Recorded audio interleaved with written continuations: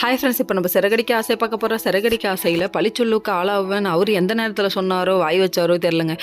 தொட்ட பக்கம்லாம் திரும்புகிற பக்கம்லாம் குத்துறாங்களே அப்படிங்கிற மாதிரி இருக்குது. அதாவது ஒன்றும் இல்லைங்க, முத்து வந்துட்டு வண்டி ஓட்டிக்கிட்டு வந்துட்டுருக்காரு. வண்டி ஓட்டிக்கிட்டு வந்துட்டு இருக்கும்போது நீ குடிகாரன் அப்படின்னு சொல்லிட்டு அந்த வீடியோவை பார்த்துட்டு என்னன்னே புரியல இவருக்கு. நீ எங்கேயோ கொண்டு போய் விட்டுருவேன், நீ பொறுமையாக வந்தாலும் நீ வேணவே வேணாம், அந்த நிதானத்திலே இல்லை அப்படின்னு சொல்லிட்டு விட்டுட்டு கிளம்புறாங்க. இதுக்கெல்லாம் யார் காரணம்னு நினைக்கிறீங்க? ஸ்ருதியோட அப்பாவும், இன்னொரு பக்கம் இந்த ஐயோ அடி வாங்கினானே சிட்டி அவனும் தான். இன்னொரு பக்கம் நம்ம சிட்டியோட அதாவது சொந்த பாசக்கார தம்பி இருக்காரு, நம்ம மீனாவோட தம்பி. அவரு என்ன சொல்றாருன்னா, இப்படி ஒரு குடிகாரன் தான், இந்த மாதிரி ஆளுங்களால தான் நிறைய பேரோட வாழ்க்கை இது அப்படி இப்படின்னு குத்தி காமிக்கிறானாமா மீனாவுக்கு ஒரு மாதிரி சுருக்குன்னு ஆயிடுச்சு. உடனே கிளம்பி வீட்டுக்கு வந்துட்டாங்க.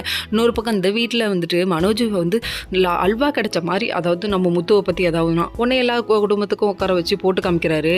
என்னடா இது, அடுத்தவங்க வாழ்க்கையில் கும்மி அடிக்கிறதுனா உங்களுக்கு இவ்வளோ ஆனந்தமாக இருக்குது, அதுதான் எனக்கும் புரியலைங்க.